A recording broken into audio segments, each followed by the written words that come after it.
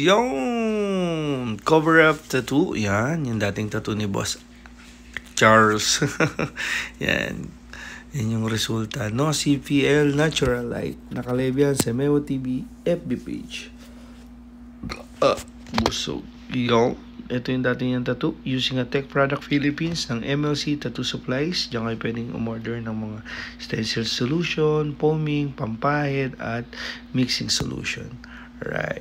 Si Boss Charles, tiga Kalamba yan. So, yung dati niyang Dragon ng 1994, tinakpan natin ngayon ng Color Dragon. Yan. So, yun. Yung gusto ko kasi sa mga cover-up is colored.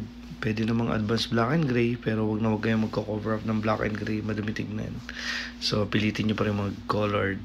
And, using a 3RL, tapos gumamit ako ng 11M1, 25RM, then, yun lang.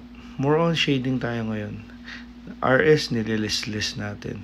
Tinitingnan natin yung panibagong lambot pagka walang RS. Innovate ba, kumbaga. Yan. So, yung voltage ko, 6 pa rin. Pagka pasok ng 6, 5.8, 5.7, yan. Then, pag hindi na napasok, palit ng needle, ganun lang. So, ngayon, ang method ko is dark red to light red, yellow, orange, something ganun. Para magkaroon ka ng tone, different tone. So mo siya sa opaque, black, advanced black and gray. Yan. So, nag-background ako dyan. Kung papansin nyo, dark. Pero may halong yan, advanced black and gray. Yan. Sa red naman, yan. May mga spacing ako nilagay para, syempre, makapaglagay tayo ng mga lightning.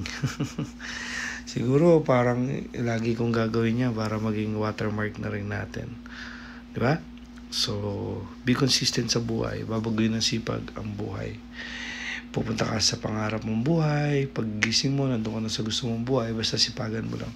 Ikaw daw yung gagawa, aayos, at sisira ng buhay mo. Kaya lagi mong galingan, di ba? Sa lightning naman, mixing ng tangerine, yellow, pink, and then white. So, pwede mo rin siyang lagyan ng yellow, orange, depende kung saan ka komportable, kung saan mo siya ikakaganda.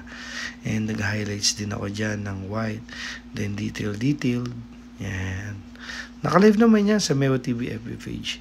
Nga pala, nasa Guagua ako, Pampanga later, gabi, mamayang umaga kasi meron pa akong schedule, tas diretso na ako ng Pampanga.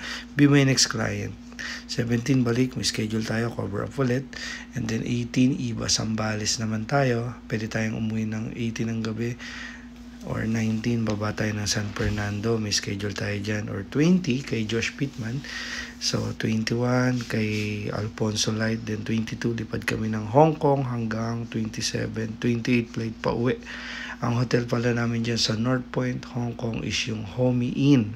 May hotel tayo dyan, kaya sa gusto magpatato. Wow! Tapos na, cover up. Walang CPL yan, natural light po yan. Kaya kung ano sa personal, sa video, ganyan po.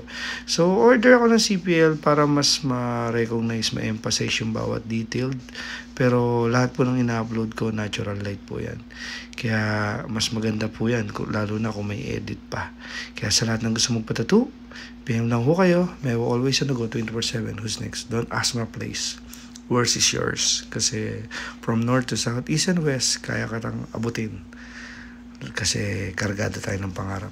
Kaya kang abutin ang sipag ko. Thank you, Boss Charles. Who's next?